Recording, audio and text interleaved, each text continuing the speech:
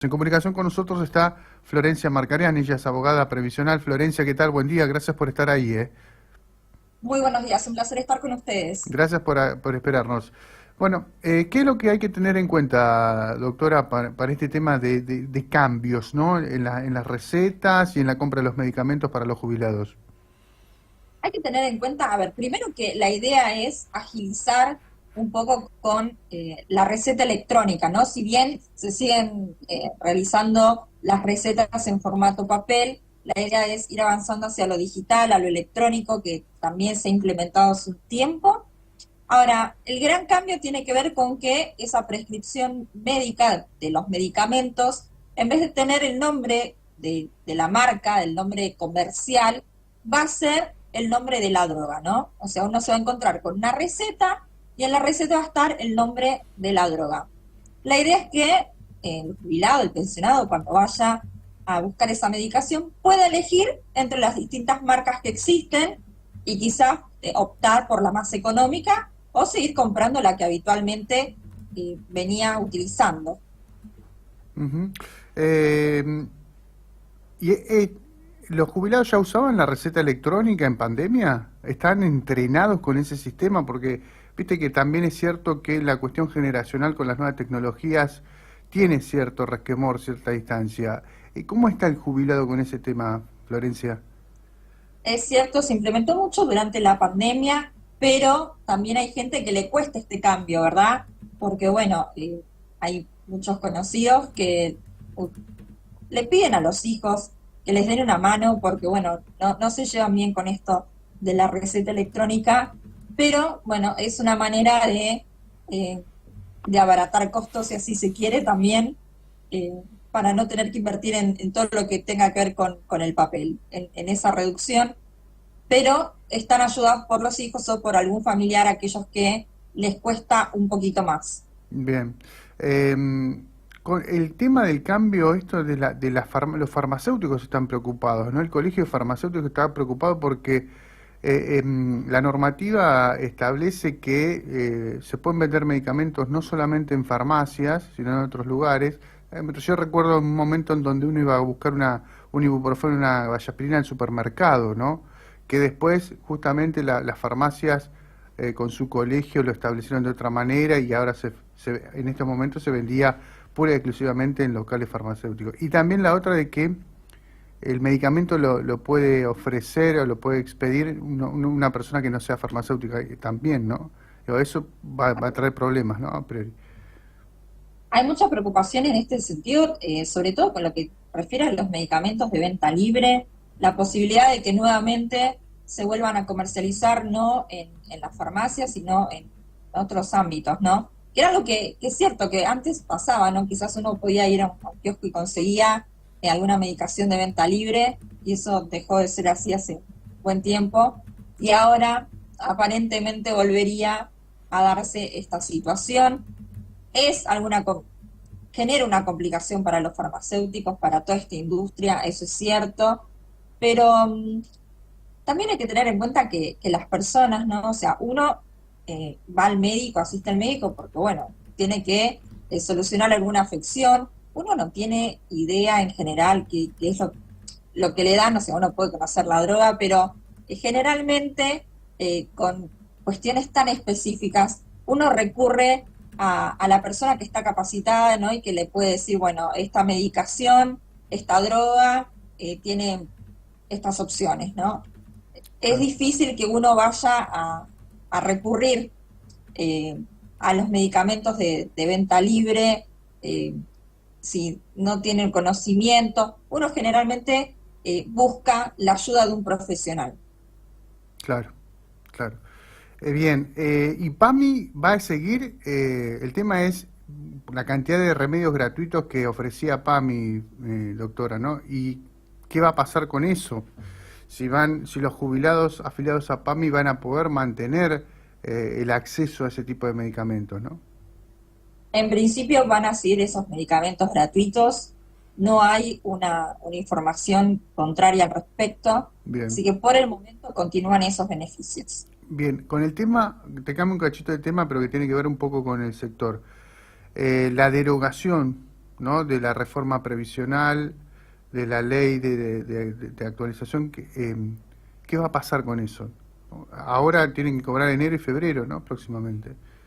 Ahora queda enero y febrero, que el haber mínimo está en 105.713 pesos, así que había sí alguna duda con respecto a qué iba a pasar con el bono de los 55.000 que se venía otorgando, porque la idea era que ningún jubilado o pensionado quedara por debajo de los 160.000, y el ministro dio a conocer que más allá del nombre que se le dé, habría una compensación para los meses de enero y febrero, y sí está pensado el cambio en la fórmula de movilidad, de enviar un proyecto para su modificación.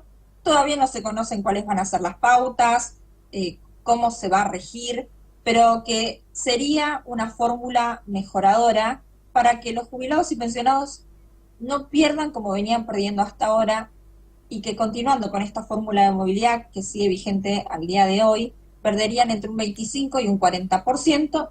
Mientras se envía ese proyecto y se modifica la fórmula de movilidad, los aumentos serían por decreto. Bien, ese decreto, ¿qué tendría que considerar a priori para no vulnerar un derecho? Lo que pasa es que esto de los decretos ya se dio en la época de pandemia, todo el 2020, que se suspendió la fórmula de movilidad, y esto generó que se hicieran nuevos reclamos, ¿no? Nuevos reclamos judiciales, porque los aumentos que vinieron después, una vez que se restituyó la fórmula de movilidad en el 2021, los aumentos que vinieron con la fórmula de movilidad se hicieron sobre la base de esos decretos, ¿no? Y la gente perdía aproximadamente un 40% del haber. Entonces habrá que ver cuál va a ser también la pauta que van a tomar para estos aumentos por decreto. Hay muchos cambios en lo que refiere a lo previsional, hay muchos anuncios, pero nada cierto, ¿no? Porque sigue generando incertidumbre esto de saber que se va a modificar la fórmula de movilidad, pero no saber cuál va a ser esa fórmula mejoradora, saber que van a venir los aumentos por decreto nuevamente, pero no qué pauta se va a utilizar para ver si se le puede ganar a la inflación o si los jubilados pueden estar un poco mejor, sin tener que depender de los anuncios, de los bonos, de las compensaciones. Claro, o sea, a priori un decreto que establezca que no pierda ante la inflación, como mínimo. Así es. ¿Los bonos están confirmados? La verdad que me perdí con tanta vorágine de información. Si se tienen que pagar los bonos, Florencia.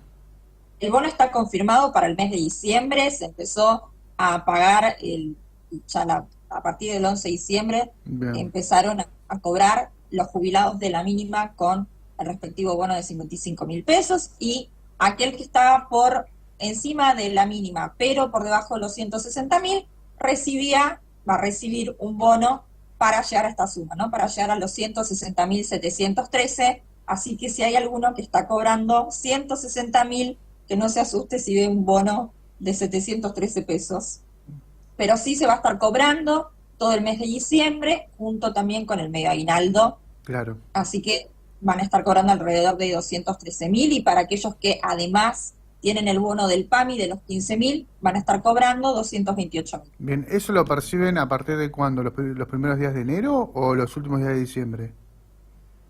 A partir de diciembre, los últimos que van a estar cobrando la jubilación, la pensión, van a ser los que están por encima del haber mínimo. Las Ah, primeras fechas, hasta ahora venían cobrando los de la mínima, a partir de ahora cobran aquellos que han superado la mínima y que superan los 160.000. bien. Eh, en la semana hablamos con Castells, Raúl Castells, y él nos decía, ¿no?, sobre este tema de la reforma previsional, la derogación de la ley de reforma previsional, que ahora el presidente va a poder pagar cuando quiera lo que quiera con este decreto, ¿no? Él se mostraba escéptico a eso, por eso es que insisto con esta consulta, Florencia, en torno a qué tiene que tener ese decreto para que no vulnere derechos, ¿no? Primero tendría que tener pautas claras sobre cómo van a ser esos aumentos para que no suceda lo mismo que sucedió, como decía anteriormente, en el 2020, ¿no? Que con la pausa de esa fórmula de movilidad se establecieron los decretos, se estableció por decreto los aumentos, fueron discrecionales, pareciera que nuevamente van a ser discrecionales, habrá que ver qué pautas se utilizan, pero genera nuevos reclamos justamente porque una vez que se reanuda la fórmula de movilidad, habrá que ver una vez que salga la nueva fórmula de movilidad, qué es lo que pasa, ¿no? Sobre qué van a dar los aumentos. Si aumentos con la nueva fórmula de movilidad van a ser teniendo en cuenta los aumentos discrecionales o los aumentos que se dieron con la fórmula de movilidad que hoy está vigente, pero tendría que tener primero dar a conocer cuáles van a ser las pautas, ¿no? Sobre qué va a regir. Se habló del impuesto país, que podría ser algo que regiría el aumento, pero son todas cosas que se han conversado, nada que se haya dicho de manera oficial.